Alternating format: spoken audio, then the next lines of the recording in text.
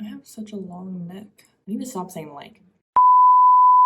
Hey guys, welcome back to my channel. So today's video is going to be my ins and outs of 2025. I've been seeing these all over TikTok, so I figured I would make a video out of it. I definitely learned and went through a lot of things in 2024, so I feel like I have a lot of things that I want to not do and things I want to do for 2025 because of that. So I'll be talking about my goals basically, and also just things I've learned from 2024 that I will not be bringing into 2025. So let's start with an in. And obviously my first in will be YouTube, as I'm making this video right now. Looking back at my channel, I started it when I was 18 years old, which is crazy to think about because I'm now 23. It's been basically 5 years since I've had this channel, but I wasn't super consistent with it anymore after COVID. After school went back to in-person, so I didn't have as much time at home and I just wasn't as dedicated to YouTube as I was. I always wanted to start YouTube when I was younger, but I just never did. But COVID was the perfect time to start it, and it became a really nice hobby for me because I do think editing videos is really fun, and for me to just kind of like rant about my life and share my life with you guys. I don't have any particular goals for YouTube this year.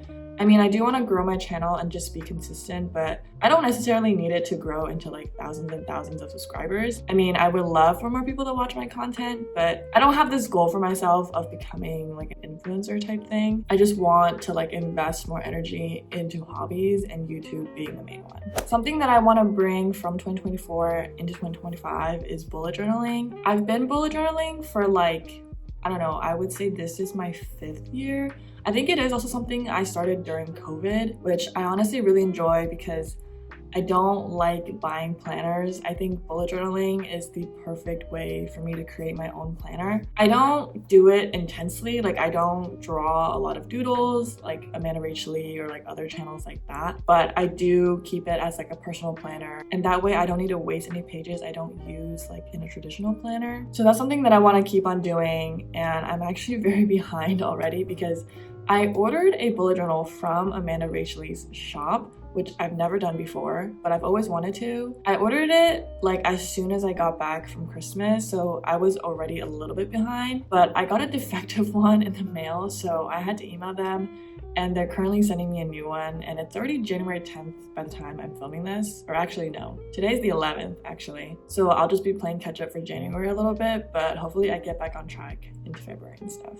Now let's talk about something that I want to stop doing in 2025, which is doom scrolling or like high screen time. So, I mean, TikTok might be banned in the next few days, but if it's not, I really just don't want to spend as much time on TikTok as I did last year. I would just doom scroll after I come back from work. I would literally just lay on my couch and just scroll for hours. And that just wasted so much time. I also don't like scrolling right before I go to bed for like another hour or two. Again, it's just like a waste of time, and I could just be getting better sleep, which is another thing I want to do in 2025, is just going to bed earlier and waking up earlier. And I think I have been doing that for the past week or so. I think it's also because I did start up YouTube again, so I want to spend more time like editing the videos that I make instead of just scrolling on TikTok. So that's the first out of 2025. And another thing, which I think is pretty common among the videos that I've seen, is overconsumption / impulse shopping. I think I'm not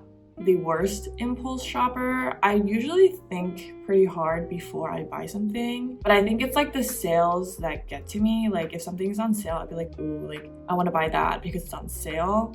I still think about it, but maybe not as much as I should be. Like I want to be more mindful with what I'm spending my money on, and also keeping track of my budget better. And with shopping, I'd rather be buying higher quality pieces, like in terms of clothing, instead of just buying a lot of things. But I think I can contemplate a little bit longer before I buy something, just to make sure that I need it and it's something that I will wear or use a lot. If you watched my last vlog, you know that I mentioned Pilates. I want to get back into Pilates this year. I started following those Pilates YouTube videos from like Cassie Ho and other creators during COVID, and I think it was a good way for me to just get some exercise in during the day. And I just like that I can do it at home because, again, I'm tired after work. I don't really feel like going out anywhere else, and I'm not trying to do anything super intense and like gain a ton of muscle or like lose a lot of weight. I'm just trying to get more tone, so I feel like Pilates is perfect for that. And besides Pilates, I think I just want to like have some movement in my day, like every single day. Like 10 minutes of stretching, 15 minutes of stretching, or getting all my steps in, like 10,000 steps a day. Just like little things like that, just building healthier habits, because I feel like last year I just got really lazy because I had some things going on in my life and I just didn't feel like working out, or like I would work out for a little bit and then I would stop and then I would start and then I would stop. I don't want to set like huge goals for myself in the sense of, oh, like I want to do a super intense workout every single day. I think just starting slow and like easing into it will be a lot better at making me want to do it instead of doing something intense every single time. Kind of going along with that, I don't want to bed rot on the weekends. It's not that I want to go out and do a lot of things, because I feel like that requires spending money sometimes. Instead of laying on my couch all day or just watching TV all day, I feel like there are things that I could be doing, such as like some exercise, or now I'm doing YouTube, so editing videos, and making sure my apartment is just nice and tidy most of the time, and try to meal prep every single weekend for the week so I'm not scrambling during the week. I feel like it just makes my week go smoother knowing that I have food at home and like food that's made and ready to go, instead of coming home and having to figure out what to cook, which is fine. I do that sometimes too. Something random that I want to do in 2025 is to keep updating my Spotify playlists. I feel like my playlists get really out of hand in the sense of I just have them made for such a long time and I don't update them, and I don't end up listening to them. Like I just end up listening to the pre-made ones that Spotify makes or that other people make, or I'm just listening to albums on repeat. But I really want to update my playlist with songs that I actually listen to and like change them around when new songs do come out. Particularly, I have a current favorites playlist, and that gets out of hand really quick because a lot of times it's not current anymore because there's always new songs coming out and I fail to update it. And I just feel like it's like clutter, and I feel like that's very doable. Just go through my playlist every like month or so and just get rid of songs I'm not listening to anymore and adding new ones. Going along with the healthy habits thing, I want to eat less dairy. I definitely am a little lactose intolerant. It's just not that bad. I want to switch from drinking regular milk to either almond milk, coconut milk, oat milk, something like that. I feel like that will just make me feel better and like make my stomach not hurt. And along with that, I just want to drink more water, which is a goal that I set for myself every single year. Have I achieved that goal? I don't really know, because you can always drink more water. A lot of the times I just forget, or I'm drinking coffee or like something else. I feel like eating healthier and just being healthier is in a lot of people's goals, but specifically I want to eat less dairy. Now getting into a little bit of the deeper stuff, I kind of want to stop dating this year, or I guess not completely, but I don't want to settle, I think is what I'm trying to say. So end of 2023, I got out of my long-term relationship, and 2024 was the first year that I really began dating. And it's also dating like in real life and not in college anymore. Meeting people is very different, and most of the time I was just using dating apps because it's pretty hard to actually meet someone when you're like at a bar or something, and I don't even go out to bars like that. So I went on a few dates with people from Hinge, and most of the dates were fine, but then it just like led to situationships that didn't last, and I was definitely just settling with those people. Like I could have just cut it off way sooner, but I didn't. I feel like dating in this generation is just very difficult because most people aren't looking for long-term relationships. I wasn't only dating men to like get into a relationship. It was kind of like, if they're the right person, then they're the right person. I also did enjoy going on dates and stuff and just trying out dating, because that was not something I had really done. I spent most of my college career in a relationship, so I wasn't dating in college either. So I feel like I've experienced dating, and now I really know what I'm looking for and what I'm not looking for. It's very easy to settle when you are single and when a lot of people around you are in relationships, but ultimately it just disturbs my peace. I always realized that you know, the relationship isn't gonna work out or this guy isn't gonna work out.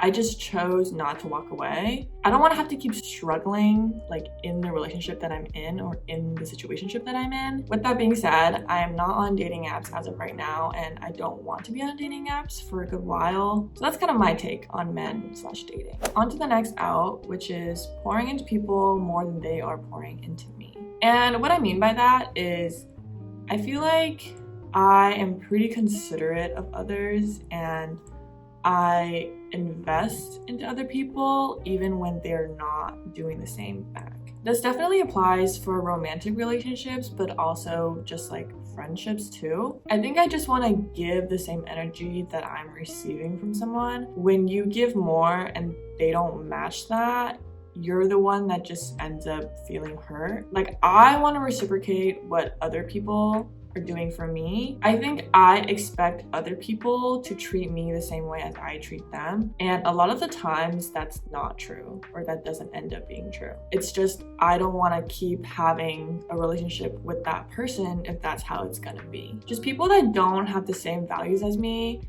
I don't want those relationships with them anymore. Because as you grow, like, people change, and that's fine. But as you change, there are people that probably just don't fit into your life anymore, and that's okay. I just want the people around me to be people that actually care about me and I care about them. I feel like when people aren't considerate, I feel like that also becomes disrespect at some point. Something I don't like is when people don't respect my time. If I carve out time to do something with you and you end up canceling on me last minute, I don't like that. And some people don't think that's a big deal, but to me, I feel like that's disrespectful and I don't appreciate that. Or if we decide to meet up at a certain time at a certain place and you are over like 15 minutes late. I always see those videos on TikTok of people like having to tell their friends an hour early reservation time because they know that they will be late. I just don't understand why people are an hour late to things, because that's such a long time. Like, if I make a reservation for 6, I expect you to be there at 6 or even like 5:50. So I feel like time is a big thing for me. I just don't like it when people are late, and I don't like it when people cancel plans last minute, especially if they're the ones that made the plans in the first place and I made time for them. And the last thing I want to stop doing is oversharing. Now, that might seem kind of ironic considering I'm sharing a large part of my life on the internet, but I think what I mean is, like, if I'm having a conversation with someone, I don't really want to overshare, in the sense of there are things I want to keep private in my life until it is time to say something, but like, not everyone needs to know what's going on in my life all the time. There are just some things that I can keep to myself, and I feel like that makes me feel more at peace. I think a large part of what I was oversharing was my romantic relationships or situationships or whatever, because a lot of the times I feel like even if I share things, the response that I was trying to get from them is not the response I'm getting. So I just feel like there's no point in sharing some things when, regardless of if I share it, the outcome isn't going to change. I think that's all I have to say. So I think that's all I have for today's video. I hope you guys enjoyed it. Maybe this gave you some inspiration for your ins and outs of 2025. These are just my own personal goals, and I'm sure that they'll change as the year goes on. But I hope you guys enjoy this video. Thank you guys so much for watching, and I'll see you in the next one.